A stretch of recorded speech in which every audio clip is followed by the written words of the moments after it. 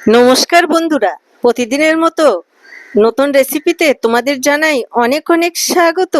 স্বাগত জানাই তুলিকা সান্যাল প্রোফাইল ও ওয়ার্ল্ড অফ তুলিকার পেজে। আর দেখো, সকাল রাত থেকে তো বৃষ্টি শুরু হয়ে গেছে আর বন্যার সৃষ্টি হয়ে গেছে। আর এর ভেতরে তো ভালো মন্দ খেতেই হবে, তাই নিয়েছি পমফ্রেট মাছ। দাম অত্যাধিক, কিন্তু বৃষ্টির ভেতরে কোথাও বেরোনো যাবে না, সুন্দরভাবে খাওয়াটা তো খেতে হবে। তাই দেখো কত বড় বড় পমফ্রেট নিয়েছি, আর পমফ্রেটগুলোর সাইজটা খুবই সুন্দর।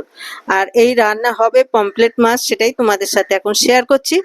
আর এরপরে কেটে রেডি করব, কেটে রেডি করে আর তারপরে রান্না করব।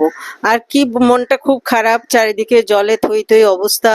আর পুজো দেখতে সবে মানুষ শুরু করেছিল, মণ্ডপে মণ্ডপে যাওয়া শুরু করেছিল, আর যাচ্ছিল, খুব ভালো লাগছিল দেখতে। কিন্তু কি অনার সৃষ্টি বলো, এই পুজোর সময় বৃষ্টি জল ভালো লাগে? আর তাই হচ্ছে। তাই মনটা আমাদের সকলের খারাপ যে বন্যা, এত বন্যা যে জল কি মানে পুরো রাস্তা ভরে গেছে, বন্যা, একেবারে বন্যা।